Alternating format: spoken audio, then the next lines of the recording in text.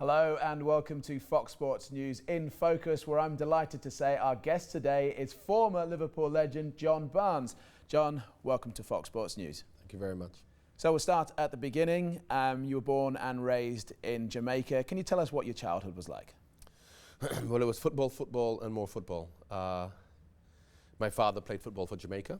He managed the Jamaica national team. He became president of the Jamaica Federation. There wasn't professional football in Jamaica. He was an army officer. He was a colonel in the army, so I grew up on the army base. I actually, and as much as everybody knows that, obviously in cricket is where, we play a lot of cricket in the Caribbean, and I had to walk across Sabina Park, which is where Jamaica and the West Indies play, to get to school every day, but I would stop off and play football because that was all it was about. So when my father got posted as military attaché to England for 4 years, I was really excited because, of course, I'm going to the home of football.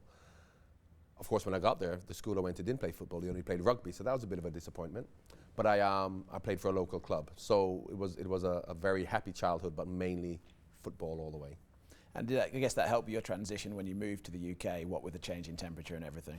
Not just the change in temperature, but of course you then get acceptance if you can play football, because obviously I'm a young Jamaican kid with a funny accent, with a duffel coat, coming to school, and I was the last pick in the playground on my first day, but when they saw I could play football, I was accepted. So, and nothing changes now. Here we are, 40 years later, and football still is the number one sport. And if you can play football, if you love football, if you're interested in football, you are accepted worldwide. You joined Watford at the age of 17. What was it like playing under Graham Taylor at Vicarage Road at that time? That was the making of me.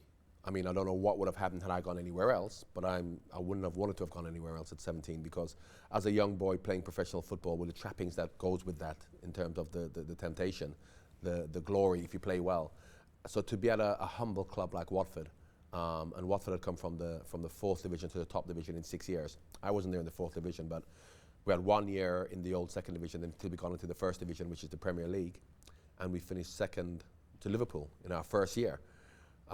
And that was all down to Graham Taylor, because he empowered the players, he gave them discipline, organisation, and all of the players, 90% of the players who finished second in the league that first year to Liverpool came up from the 4th division. Then they had a couple of youngsters like myself playing, so that was really down to Graham Taylor. And I had 6 wonderful years there, and as I said, I couldn't have wished it to go any other way, because I probably played for England more when I played for Watford than I did for Liverpool. I already had 35, 40 caps before I even went to Liverpool. Because you see a lot of young players now go to big clubs when they're young and they get lost and they're in the reserves and they don't play, they get loaned out. So by the time I was 23, I was ready for that move, psychologically, mentally, physically, to handle the pressure of being at a big club. So in hindsight, it could not have gone any better, my career. Speaking of England, you won your first cap while at Watford. Is it true that you could have played for Scotland?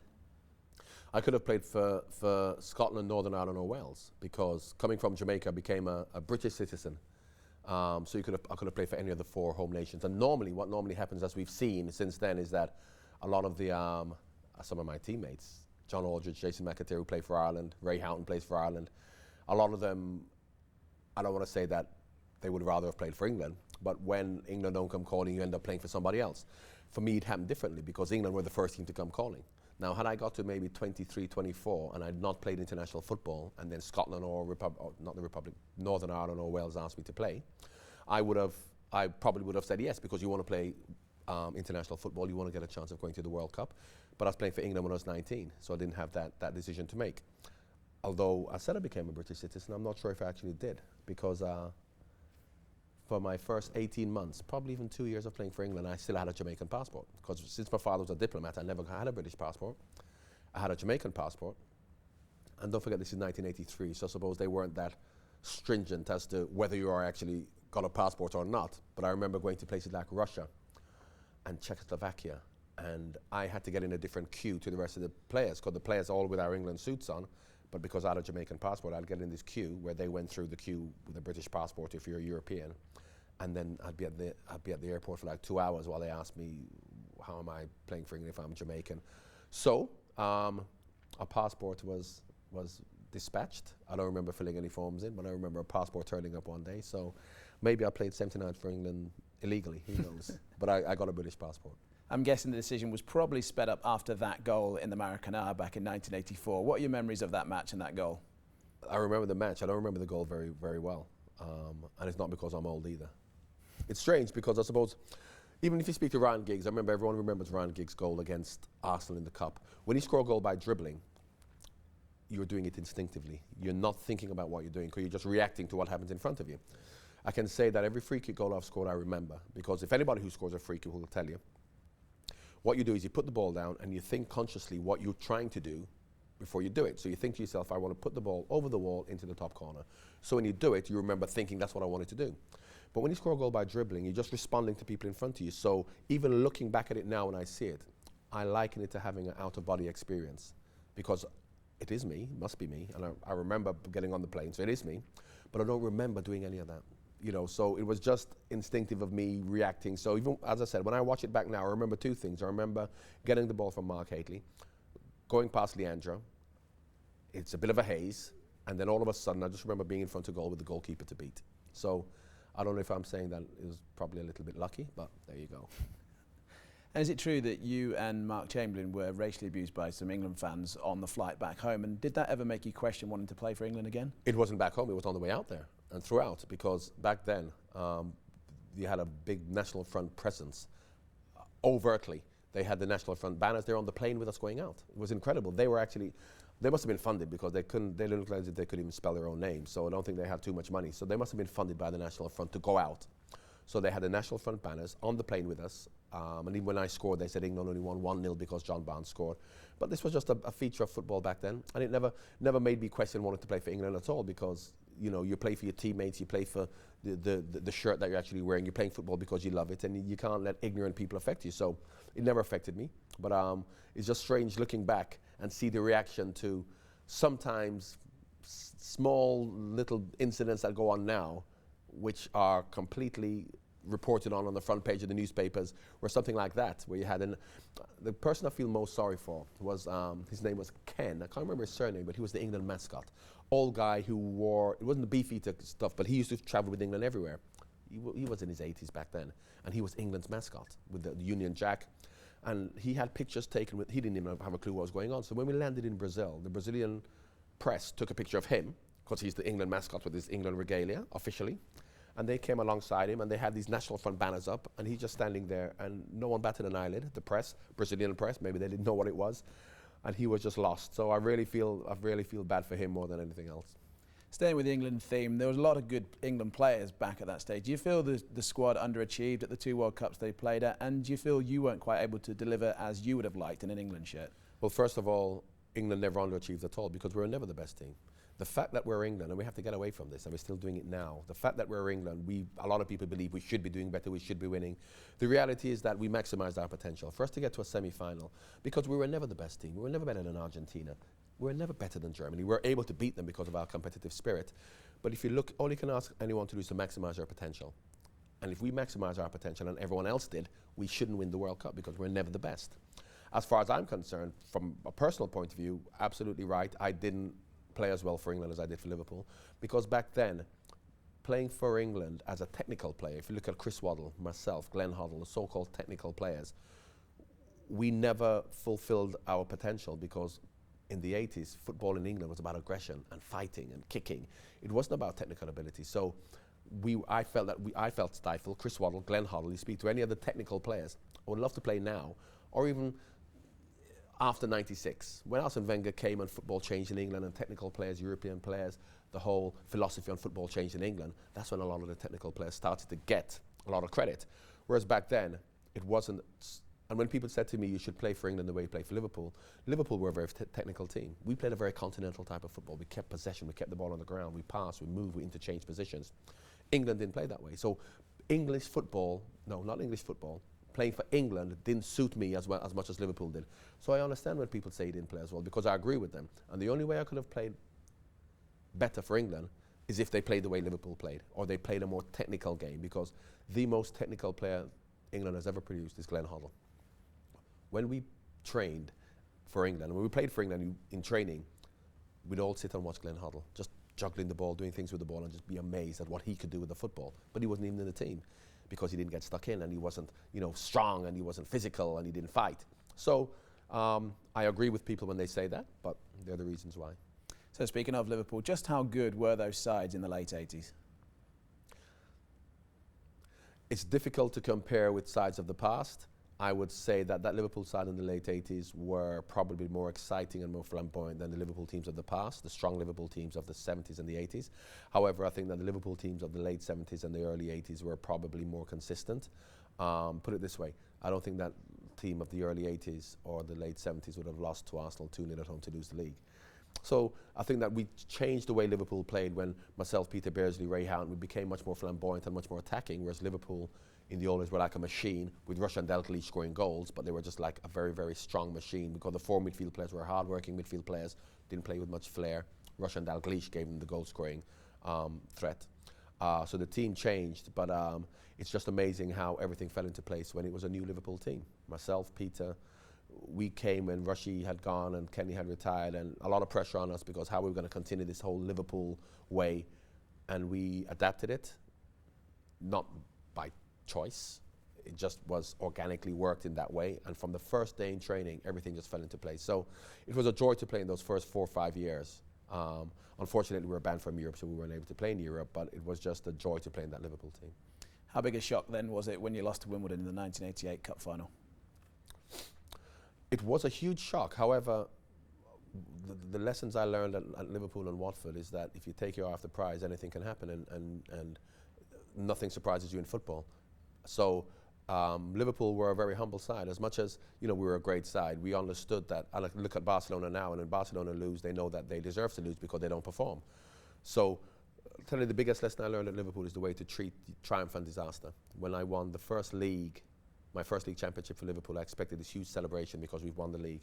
And Ronnie Moran, the coach, very wise guy, wise old guy, came in and he just had the medals in a plastic bag. And all he said was pre-season training July the 7th. What that does is that keeps you hungry for success. You win, you get success. Does that mean you retire? Does that mean you just wallow in your glory? No, you don't. You have to be hungry for success. And that keeps you hungry. Similarly, when we lost, not just the cup final, but when we lost to Arsenal the next year in the league after 92 minutes, same thing, losers' medals in a plastic bag, pre-season training July the 7th. We didn't get carried away with it because you can't wallow in self-pity when you lose either. So therefore, when we won, we enjoyed it, but we forgot about it straight away because you have to have that desire to do it again and again and again. Because if you ask a young player, a young person, what's your ambition? And he says, my ambition is to win the World Cup. And he wins the World Cup at 17. Does he then give up because he's won the World Cup? It has to be the repetition of success. And how do you keep that hunger and that desire? By not paying too much importance to it. And conversely, when you lose, you don't pay too much importance to that either. Speaking of that Arsenal defeat, do you ever regret not taking the ball into the corner flag and perhaps trying to defend more than attack? Well, I liken this to, that is not the reason why we won the league. Very much like the reason Liverpool lost the league last year was not because Steven Gerrard slipped. A lot of people put it down to that. Because over 42 games, you have many times when you have opportunities to pick up more points anyway, so the league should have been over. Or you also won games where you should have lost.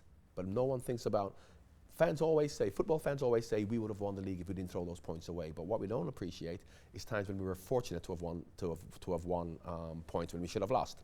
And secondly, what I always say as far as me taking the ball in the corner, there's a sequence of events that goes on before that.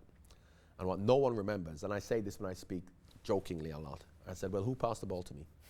And I said, how come nobody blames the person who passed? I don't even know who it was, but no one blames the person who passed the ball to me, because if he didn't pass to me, I wouldn't have had to take it in the corner. Very much like Sacco doesn't pass to Steven Gerrard, he doesn't slip. So why does anyone blame Sacco? But where did he get the ball from? And you can go back to the kickoff. So do I regret not taking the ball into the corner?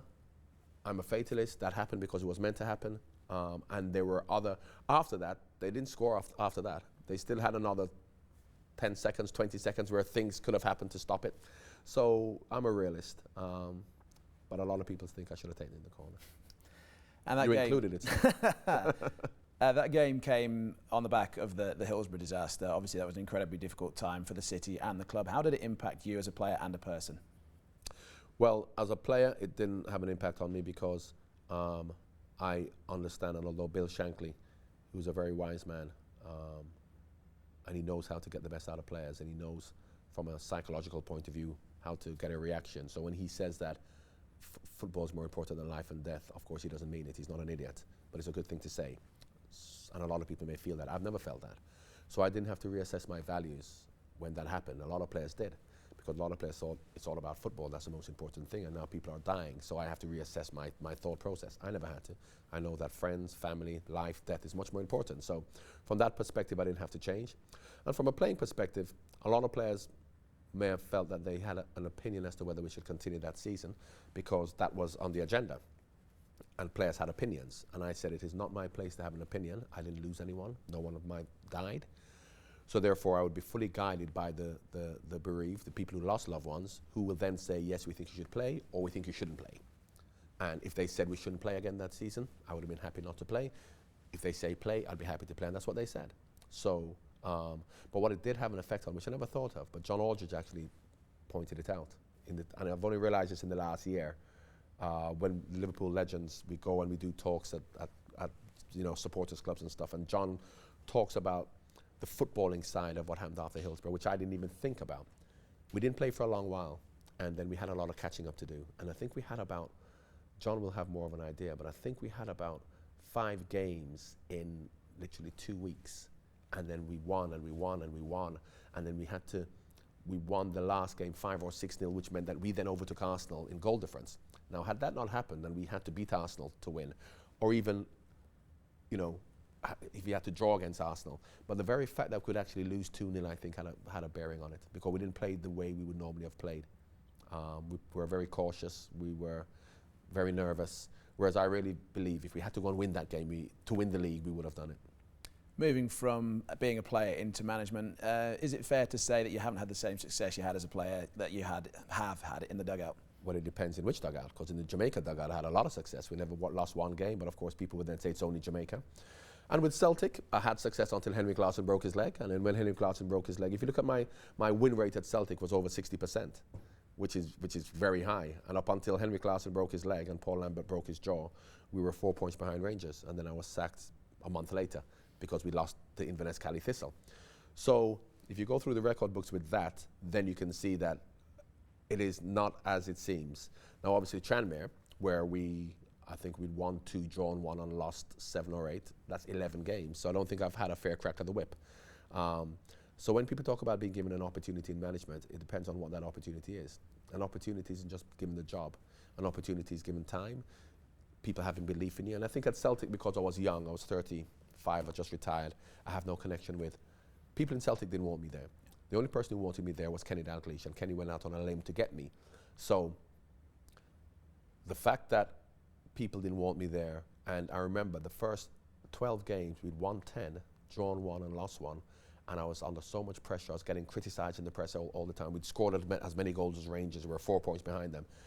And I said to myself then, if this is the reaction when we're doing okay, winning 10 matches and losing 1, what is the reaction going to be when we lose a couple of games, as we can? Because if you look throughout history, and I'll use last year as an example with Alan Pardew at Newcastle, Sam Allardyce at West Ham, I would not have, and young managers won't recover or will not be given that time, because they stuck with Alan Pardew after everyone wanted to be sacked. Look what he did. So, the opportunity is not just to being given the job. You have to have the belief. People have to have the belief in you and have that desire and give you time and support, which I suppose 11 games doesn't mean I get out of Tranmere, and of course Celtic was the same thing. I would love to manage. I believe I can. I'd love to coach at any level, because as I'm going to Tranmere, that's in League 2, which they are now. So it's not as if I'm saying that it has to be a Premier League club, but who knows? Who knows what the future holds? Well, John, it's been an absolute pleasure talking to you. I'm sure we could talk for much, much longer, but on behalf of Fox Sports News in Focus, thank you very much. Thank you. It's a pleasure.